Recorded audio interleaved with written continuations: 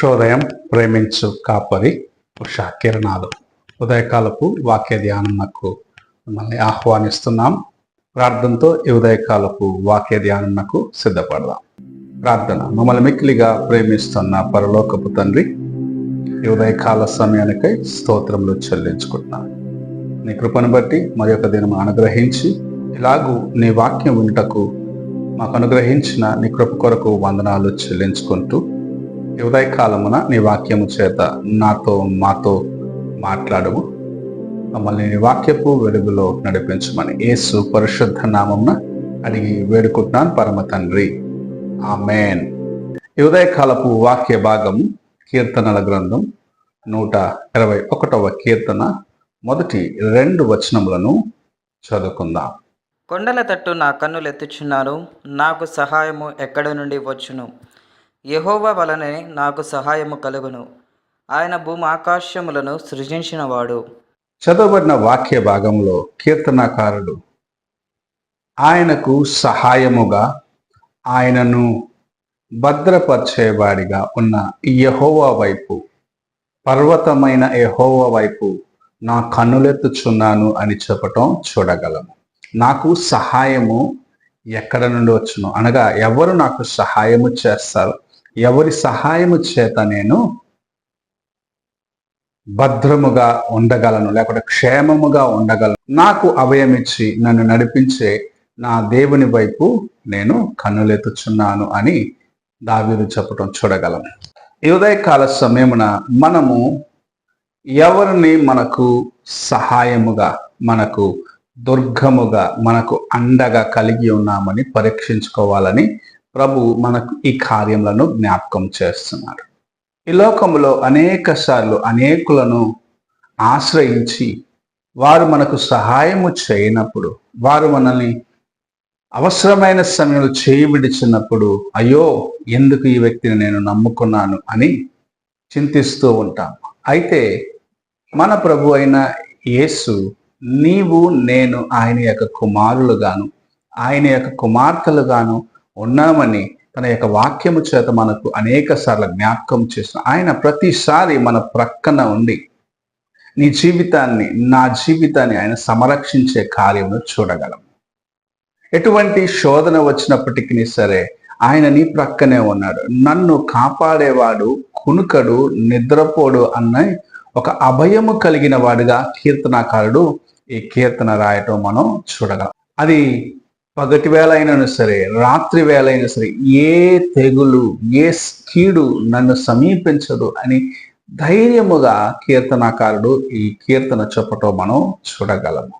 నన్ను ప్రతి సమయములో కాపాడుతూ రక్షిస్తున్నవాడు నా ప్రభు అని నిర్ధారణ కలిగిన వాడిగా ఈ ఉదయకాలమున ఇలాంటి ఒక అభయమును ఇచ్చే ప్రభు నీకు రక్షకుడుగా ఉన్నాడని నీవు ఎరిగి ఉన్నావా? నిన్ను ప్రతి బలహీనత నుంచి విడిపించి నీవు తొలగిపోయిన మార్గము నుండి మరలా తన యొక్క మార్గమునకు తీసుకొని వచ్చి తాను నివసించే స్థలములో నీకును నివాసము ఇవ్వాలన్న ఆశ కలిగిన ప్రభు నీకు తోడుగా ఉన్నాడని ఎరిగి ఉన్నావా? నీవు లోకము చూపించే అల్పకాలపు ఆ సంతోషము కోసం, ఆ కొద్ది క్షణాల యొక్క ఆనందము కోసము దేవుణ్ణి విడిచిపెట్టి లోకముతో కలిసినప్పటికీ ప్రభు నిన్ను విడువక తన కృపచేత నిన్ను భద్రపరిచి ఉన్నాడనేది నీవెన్నడూ మర్చిపోరాదు. ఆ కొద్ది నిమిషాలే ఆ త్రాగుడు మత్తులో నీవు దేవుని మర్చిపోతున్నావు. కొద్ది నిమిషాలే ఒక వ్యక్తిని మోసగించే దానికి నువ్వు ప్రయత్నించి నువ్వేదో చేశాను అనుకుంటున్నావు, కానీ నీ కార్యములన్నీ ఓటమిలో ముగించే ఒక సమయం ఉన్నదని దేవుని యొక్క వాక్యం హెచ్చరిస్తుంది. అయితే ఆయన యందు విశ్వాసము కలిగి, ఆయన యందు నిరీక్షణ కలిగి, ఈ లోకము చూపించే ఎండమావులను చూడక దేవుని వైపు చూసి నిరీక్షణ కలిగిన వాడిగా ఆయన ఇచ్చే జీవ జల ధారలను నీవు తాగేదానికి, లేకపోతే నీ జీవితంలో అనుభవించేదానికి నీవు దేవునికి సమర్పించుకోవాలని ప్రభు ఆశిస్తూ ఉన్నాడు. అలాంటి దేవుడు నీకు సహాయముగా ఉన్నాడనేది గ్రహించుకొని లోకములో ఉన్న వాటిని విడిచి ఆయనను నీవు నిరీక్షిస్తూ ఆయన వైపు చూస్తూ ఆయనే నాకు సమస్తము, నన్ను కాపాడువాడు, కునుకడు, నిద్రపోడు, నన్ను రక్షించేదాని కోసం సమస్తము చేస్తాడు. పగటి వేళ కలిగే కీడు బాణంలో వచ్చి నా పైన పడ్డను సరే, ఏ కీడు నన్ను సమీపించకుండా రాత్రి వేళ సంభవించిన తెగులు ఏదైనా సరే నా జీవితములో నాకు ఏ హాని చేయలేదు అని నిరీక్షిస్తూ ఆయన వైపు చూసి నీవు ఆయన వైపే నీ కన్నులెత్తి ఆయనను ఆరాధించినట్లయితే నిజముగా నీవు ఎంత ధన్యుడివో ధన్యురాలో దేవుని యొక్క వాక్యం సెలవిస్తుంది. అలాంటి ప్రభువును కలిగి ఉండటం, అలాంటి నిరీక్షణ కలిగి దేవుని వైపు చూస్తూ ముందుకు వెళ్ళటం ఎంతో ధన్యకరమైన ఒక కార్యం. ఈ ఉదయకాల సమయమున ఆయన వైపు చూసి ఆయన కృపను నీ జీవితంలో అనుభవించాలని ఆశించినట్లయితే నీ కోసము సిలువ వేయబడిన యేసు వైపు ఈ ఉదయకాల సమయం నీ కన్నులెత్తి చూడు.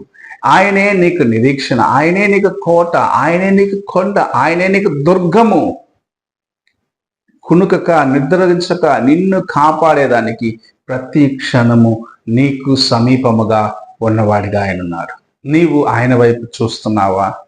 ఈ ఉదయకాల సమయంలో నీ హృదయాన్ని పరీక్షించుకో.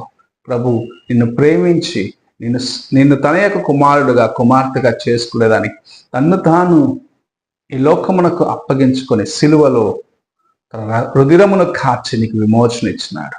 ఆయననే నీవు అవయముగా కలిగి ఉన్నావా? ఒక్కసారి నీవు పరీక్షించుకో. ప్రార్థన చేసుకున్నా.